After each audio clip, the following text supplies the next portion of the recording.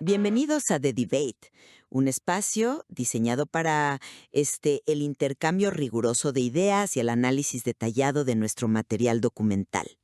Aquí es donde desmenuzamos las múltiples perspectivas sobre los temas que, pues, le dan forma a nuestro mundo. Exacto, un lugar para cuestionar lo que damos por sentado. Y para empezar, hace cuenta que estás viendo la construcción de una gran catedral antigua. O si quieres irte más atrás, una pirámide. Piensa en el arquitecto original, ¿no? En su mente y en su mesa de trabajo hay un plano perfecto en blanco. Ajá, el mundo de las ideas. Ándale, es un mundo ideal, inmaculado. El arquitecto traza unas líneas, señala un triángulo perfecto en ese plano y dice, a ver, esta es la estructura exacta que va a sostener el peso de la cúpula. Sí, es una visión bellísima y prístina, claro. Ahí todo cuadra, las esquinas son inmaculadas y esa figura existe en un, digamos, vacío teórico hermético donde no hay viento que sople, no hay gravedad que deforme la madera. Ni errores humanos. Exacto, y definitivamente no hay errores humanos de medición. Es pura fantasía en cierto modo. Pero luego tienes que bajar al terreno. Vas a la obra de construcción y el panorama es radicalmente distinto.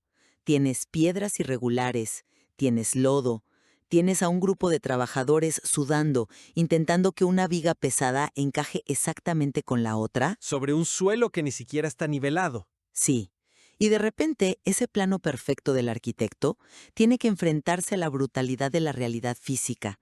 Es un entorno mucho más turbio. Es la definición absoluta del caos geométrico.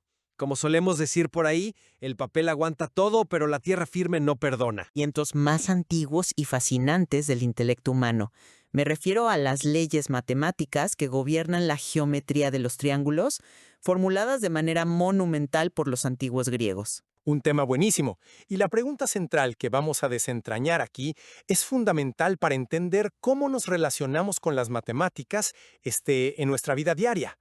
Así es. ¿Acaso el verdadero poder y la contribución más significativa de la geometría griega sobre los triángulos reside en sus axiomas estructurales y su categorización teórica, como lo plantearon titanes de la talla de Euclides y Pitágoras?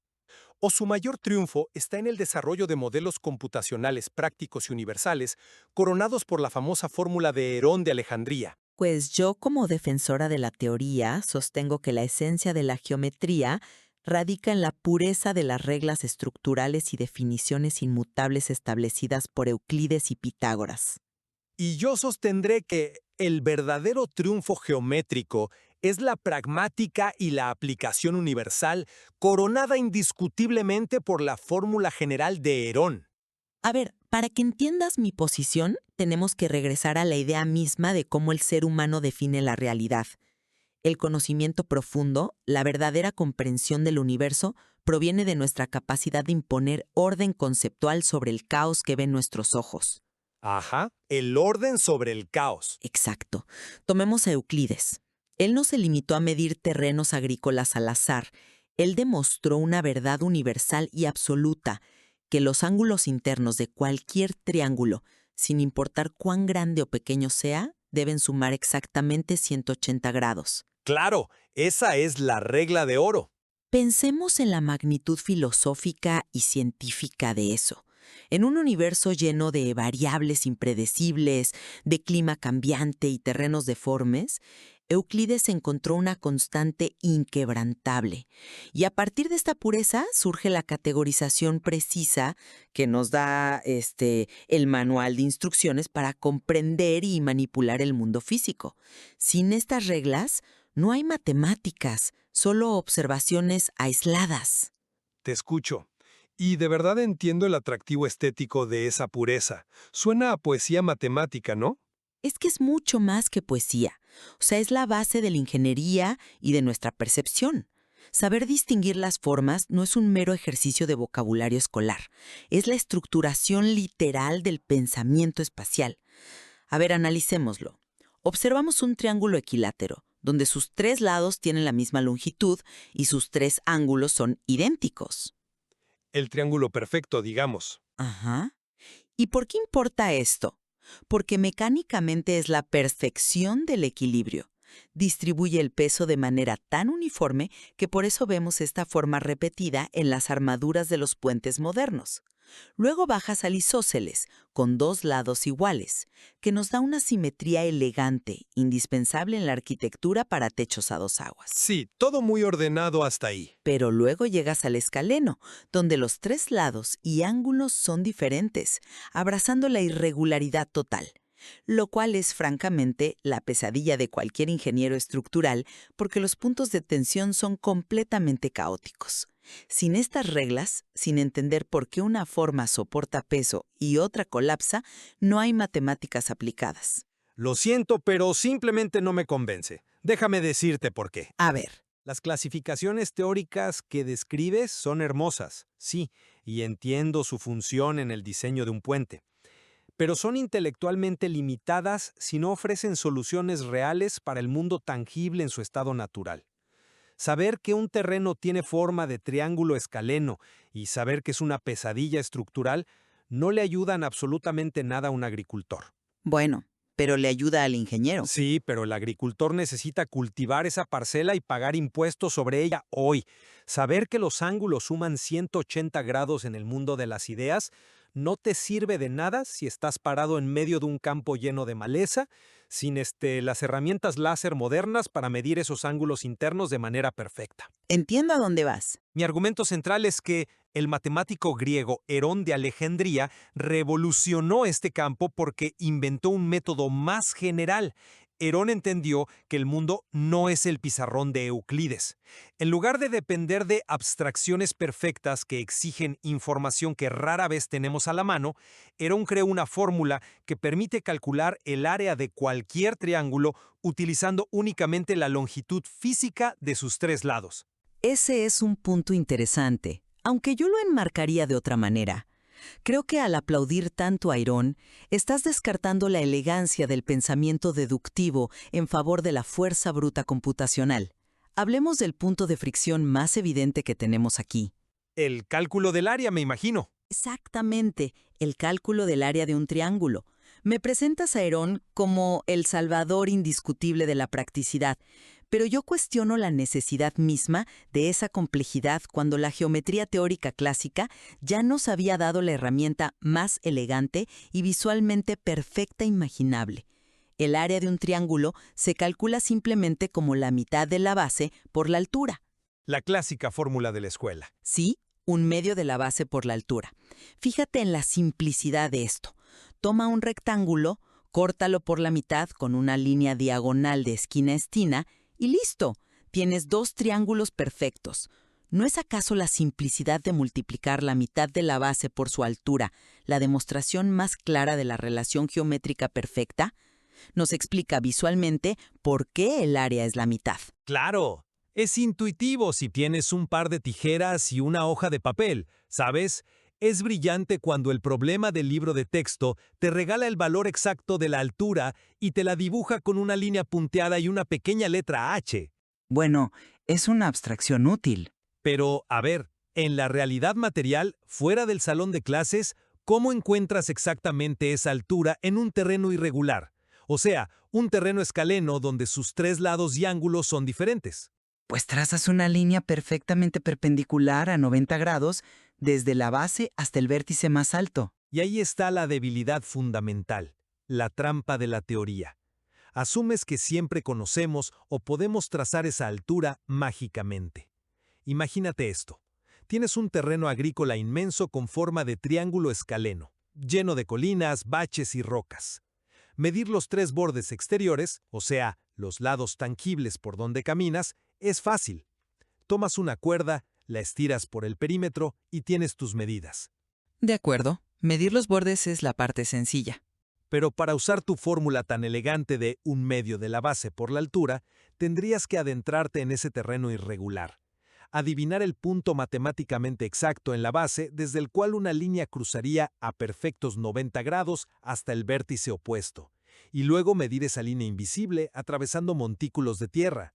Es un reto, sí. En el mundo material antiguo, lograr eso con precisión era sumamente difícil, por no decir imposible. Y ahí es donde la fórmula de Herón es superior, porque abraza la complejidad del mundo real, resolviendo el problema solo con los lados tangibles. Pero la fórmula de Herón es un laberinto algebraico interminable. Es un proceso, sí, pero no te pide imposibles. En lugar de leer la fórmula como un trabalenguas, analicemos cómo funciona. Herón te dice, olvídate de buscar ángulos perfectos. Mide los 3 muros de tu terreno. Tomas ese perímetro total y lo cortas a la mitad.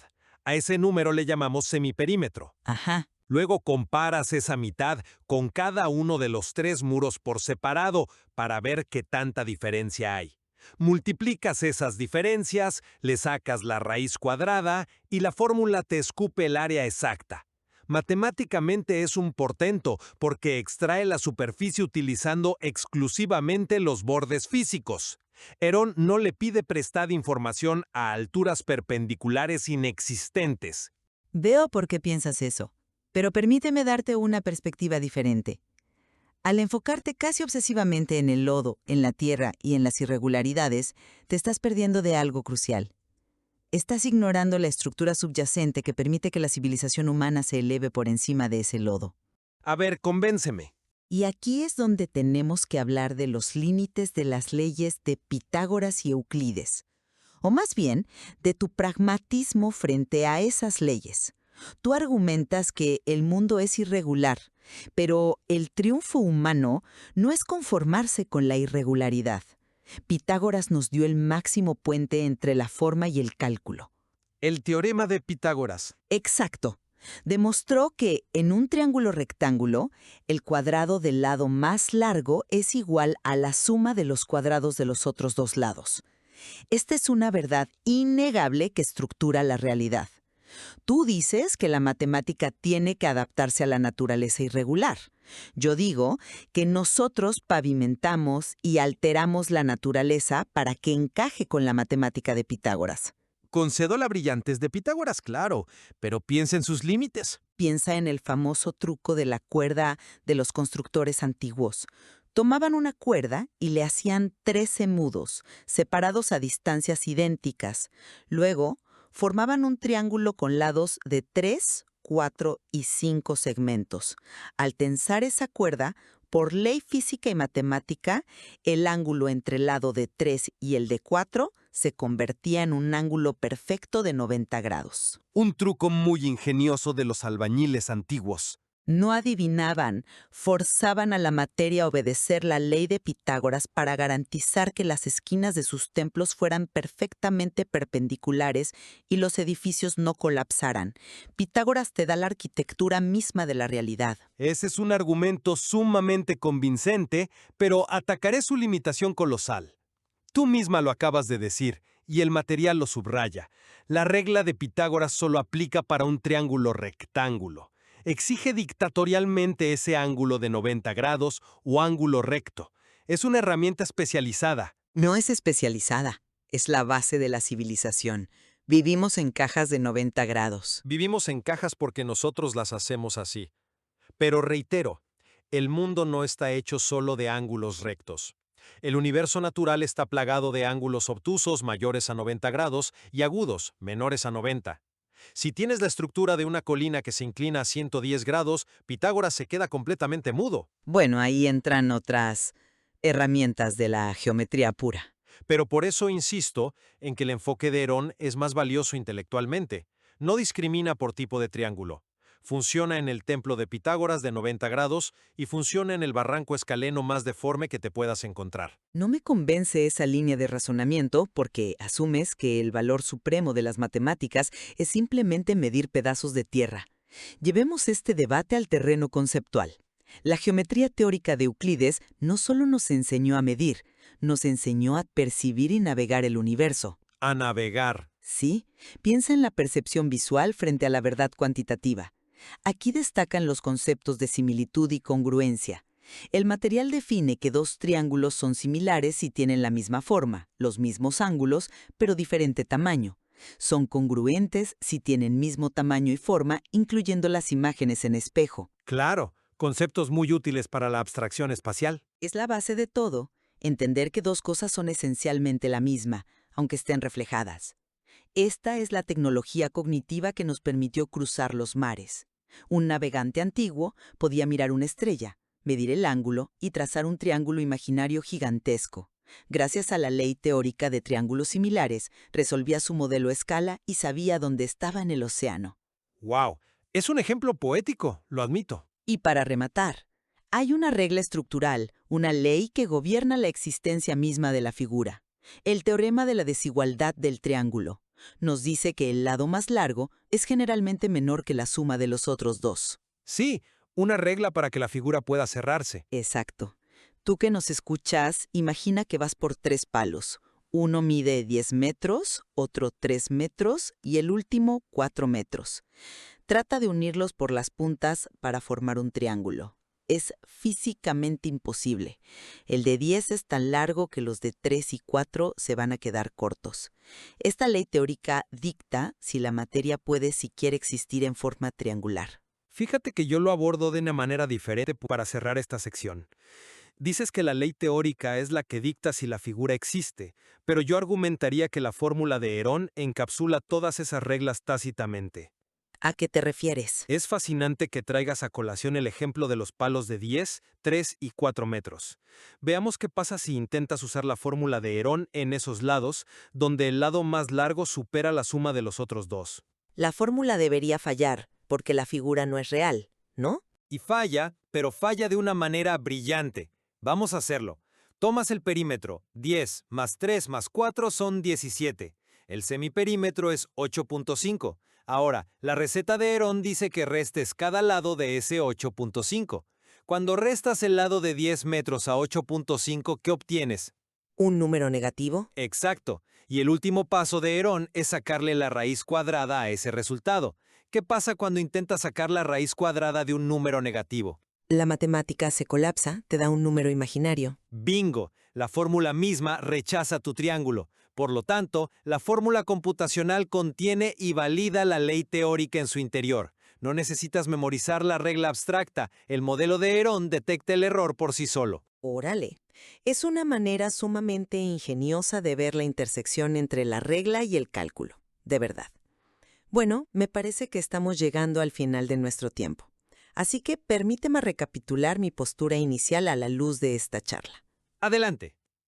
He mantenido que la grandeza de la geometría griega, a través de Euclides y Pitágoras, reside en haber establecido el lenguaje, los ángulos precisos, ya sean rectos, llanos, obtusos o agudos, y las leyes inmutables que dictan qué es un triángulo y cómo se comporta.